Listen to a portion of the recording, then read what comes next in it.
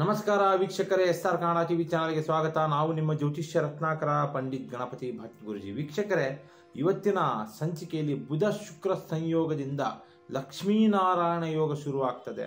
ಅಂದ್ರೆ ರಾಜಯೋಗದ ಪ್ರಭಾವ, ರಾಜಯೋಗ ಶುರು ಆಗುತ್ತದೆ ಕೆಲವೊಂದು ರಾಶಿಗಳಿಗೆ.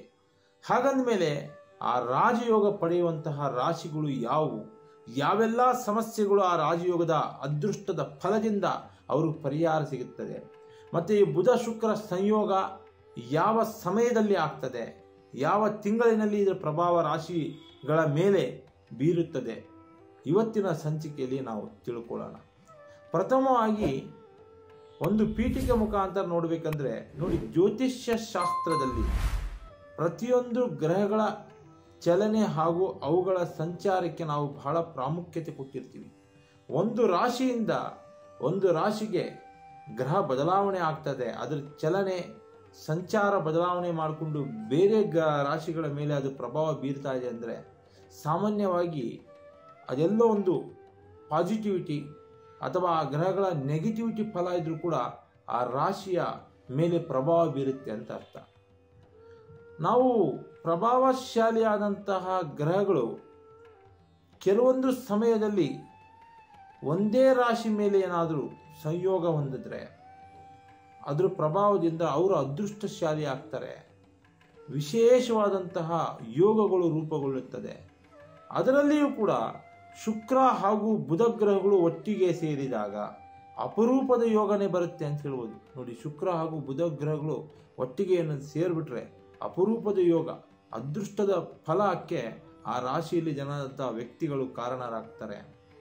ಈಗ ನೋಡಿ, ಇದೇ ಮೇ ತಿಂಗಳಿನಲ್ಲಿ ಶುಕ್ರ ಮತ್ತು ಬುಧ ಒಟ್ಟಾಗಿ ಸೇರಿ ಲಕ್ಷ್ಮೀನಾರಾಯಣ ಯೋಗವನ್ನು ರೂಪಿಸುತ್ತಾರೆ. ನೋಡಿ, ಇದರಿಂದ ಎಲ್ಲ ರಾಶಿಗಳ ಮೇಲೆಯೂ ಲಕ್ಷ್ಮಿಯ ಅನುಗ್ರಹ ಕೂಡ ಒಂದಲ್ಲ ಒಂದು ರೀತಿಯಲ್ಲಿ ಬೀರ್ತಾ ಇರ್ತದೆ. ಯಾರು? ಶುಕ್ರನ ಯೋಗದಿಂದ. ಹಾಗೆಯೇ ಕೂಡ ಈ ಲಕ್ಷ್ಮೀನಾರಾಯಣ ಯೋಗ ವಿಶೇಷವಾಗಿ ಬರುವಂಥದ್ದು ಮೇ ತಿಂಗಳಿನಲ್ಲಿ ಗ್ರಹಗತಿಗಳ ಬದಲಾವಣೆಯಿಂದ. ನೋಡಿ, ಈ ಲಕ್ಷ್ಮೀನಾರಾಯಣ ಯೋಗವು ಕೆಲವು ರಾಶಿಗಳ ಜನರ ಜೀವನವನ್ನೇ ಬದಲಾವಣೆ ಮಾಡುತ್ತದೆ. ಯಾವುದರಲ್ಲಿ? ಸಂಪತ್ತು, ಸಮೃದ್ಧಿ, ಸುಖ, ಶಾಂತಿ, ನೆಮ್ಮದಿಗಳನ್ನ ಅವ್ರ ಜೀವನದಲ್ಲಿ ತರ್ತಾ ಇರ್ತದೆ ಇದರ ಪ್ರಭಾವದಿಂದ. ಹಾಗೆ ಈ ಬುಧ ಮತ್ತು ಶುಕ್ರ ಗ್ರಹಗಳ ಸಂಯೋಗದಿಂದ ಮಾತ್ರ ಈ ಯೋಗ ಉಂಟಾಗುತ್ತದೆ. ಇದೇ ಮೇ ತಿಂಗಳಿನಲ್ಲಿ ಬುದ್ಧಿಶಕ್ತಿಯನ್ನು ನೀಡುವಂತಹ ಬುಧ ಹಾಗೂ ಸಿರಿ ಸಂಪತ್ತು, ಧನಧಾನ್ಯ, ಸಮೃದ್ಧಿ ನೀಡುವಂತಹ ಶುಕ್ರ ಮೇಷರಾಶಿಯಲ್ಲಿ ಸಂಯೋಗ ಹೊಂದುತ್ತಾರೆ.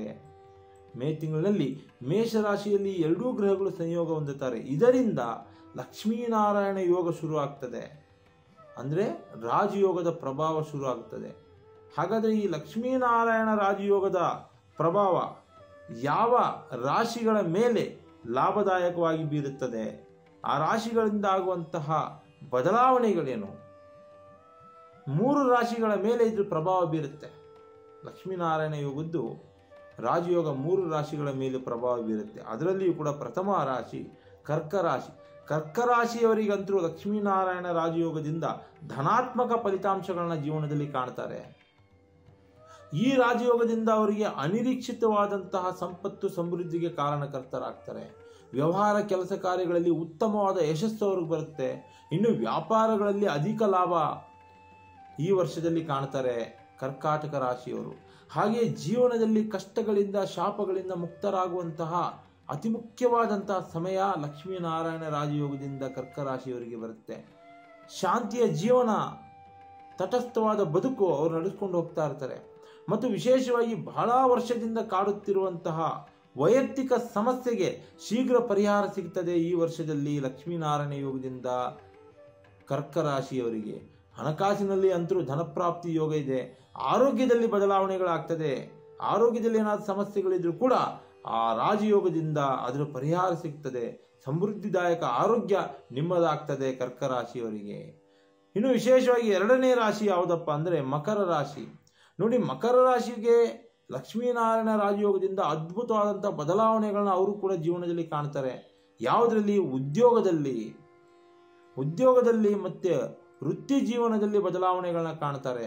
ಹೊಸ ಹೊಸ ವ್ಯಾಪಾರಗಳನ್ನ ಅವರು ಮಾಡುವಂಥ ಪ್ರಯತ್ನಗಳನ್ನ ಮಾಡ್ತಾರೆ.